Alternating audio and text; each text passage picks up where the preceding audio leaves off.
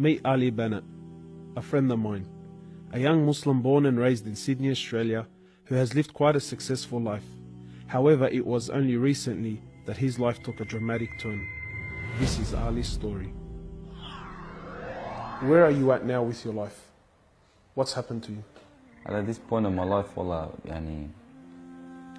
I've been gifted, alhamdulillah, by Allah, with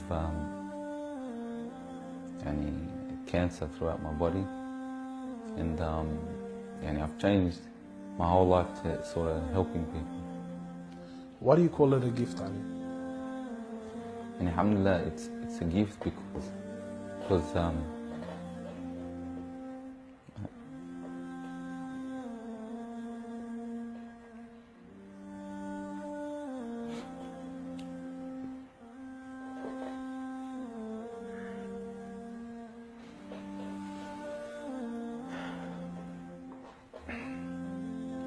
and it's a gift because Allah's given me a chance to change.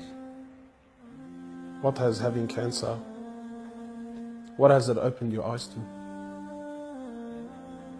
SubhanAllah, everything in life, even the smallest gift, like breathing fresh air.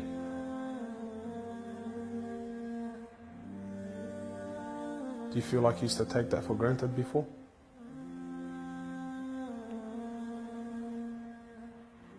How long have you had cancer?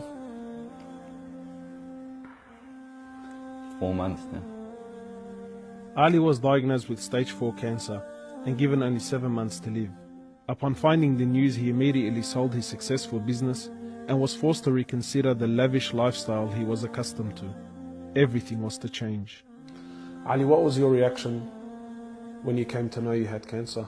I got rid of my cars, I got rid of my watches, even my clothes. I took them with me overseas and I gave them to a lot of people up there. Alhamdulillah. So I wanted to try to leave this world without anything. So you're on a mission to get rid of your dunya. It wasn't until Ali invited us into his room that we truly understood the luxurious lifestyle that he was living and the extent of the sacrifice that he was making. What's all this, Ali? Talk to me, explain this. It's a bracelet, costs about $60,000. $60,000. Yeah. What do you have in these boxes, Ali? They're all my shoes, alhamdulillah. Louis Vuitton? All Louis Vuitton. How much is something like this worth, Ali? They're probably about $1,300. How much you pay for that, Ali? About $700. Thongs. For a pair of thongs, yeah. So what's happening with the sunglasses here, Ali? I just like collecting different sunglasses. Yeah? I've got rid of a lot of them. I gave them to a couple of brothers in Africa, alhamdulillah. So you're telling me there's a kid in Africa that's walking around with Louis Vuittons and...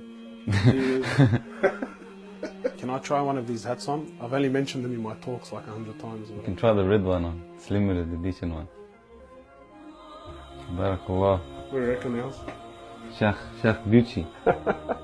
Ali's interest in the dunya has left him abruptly and no longer holds a place in his heart. So Ali, what do you feel now, like when you look at this? And driving something like this doesn't really cross my mind anymore. It's not something I would want to do no more.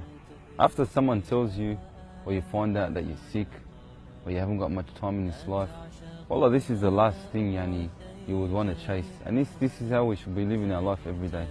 A car like this, people would love to be in it, people would love to own, people would love to drive it. Wallah, they're going for the wrong goals. And you realize that when you get sick, when someone tells you you haven't got long to live, you realize all this stuff does not benefit us in any way. So what's the value of this in your heart now? This is worth one pair of thongs for a little African child with no thongs. Wallahi, it's worth more than me to see him smile with a pair of thongs than own one of these. Wallah al-Azim. Ali has since dedicated the remainder of his life and wealth to helping those who are far less fortunate than him. After an emotional journey to Africa, Ali has established a charity titled Muslims Around the World Project. The organization wasted no time in the construction of a masjid and a school in Africa to serve as an ongoing charity for him when he finally has to depart this world. Well, it all started from when I went to the cemetery when a brother that has cancer passed away. And I was at the cemetery and I was just thinking to myself, you know, after you go, there's nothing. There's no one there for you. No mother, no father, no brother, no sister, except for your deeds. And even your money is not going to be there for you. So the only thing that's going to be there for you is a sadaqah. And that's the only thing that's going to help you gradually through your time in the grave till you get to the ultimate destination. As the reality of death further sinks in, Ali spends most of his personal time in preparing himself for his final meeting with his Creator, Allah. The Prophet of Allah says, sallallahu alaihi wasallam, more or less, he says, he who loves to meet Allah, Allah loves to meet him. And he who hates to meet Allah, Allah hates to meet him. Are you loving to meet Allah? Because of this cancer, I've been advised by one of the brothers to take a special drug to help me with pain and stuff. And subhanAllah, it's very strong.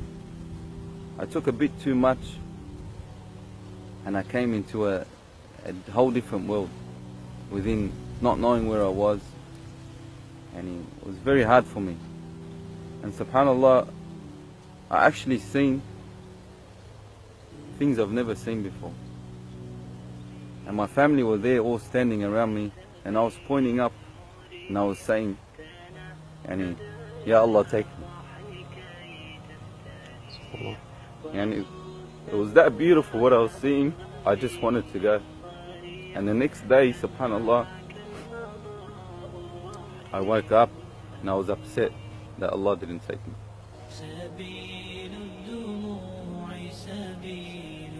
Well, I ask Allah subhanahu wa ta'ala to purify you and to give you shifa, to keep you around us for a long time. Allah, may Allah subhanahu wa ta'ala reward you. بالفردوس الأعلى.